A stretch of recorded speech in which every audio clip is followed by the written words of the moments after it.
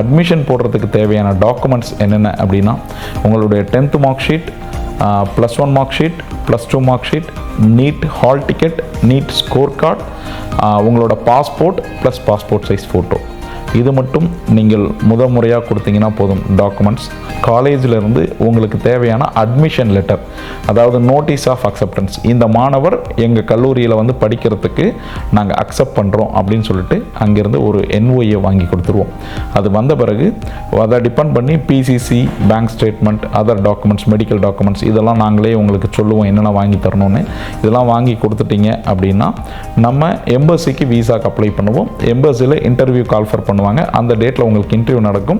Interview முடிஞ்சதுக்கப்புறம் உங்களுக்கு கூட போகிறதுக்கு குறைந்தபட்சம் 40 மாணவர்கள்லேருந்து 50 மாணவர்கள் ஒரு முறை ட்ராவல் பண்ணுவாங்க சென்னையிலேருந்து. அதுக்கப்புறம் உங்களுடைய படிப்பை தொடர்ந்து முடிக்கிற வரையிலும் நம்ம வந்து சப்போர்ட் பண்ணுவோம். நீங்கள் அதுக்கு ஒரி பண்ண வேண்டியதில்லை. நீங்கள் அட்மிஷன் பண்ணணும்னு நினச்சிங்கன்னா உடனடியாக எங்களோட ஆஃபீஸ்க்கு நீங்கள் காண்டாக்ட் பண்ணிடுங்க. நம்ம யூசிடி யூனிவர்சிட்டியோட ஆத்தரைஸ்டு இந்தியன் அசோசியேட்டாக இருக்கக்கூடிய சன்லைட் எஜுகேர் பிரைவேட் லிமிடெட் ஸ்ட்ரிப்பில் இருக்கிற நம்பருக்கு உடனடியாக கால் பண்ணுங்கள். உங்களுக்கு தேவையான விவரங்களை கேட்டுக்கோங்க.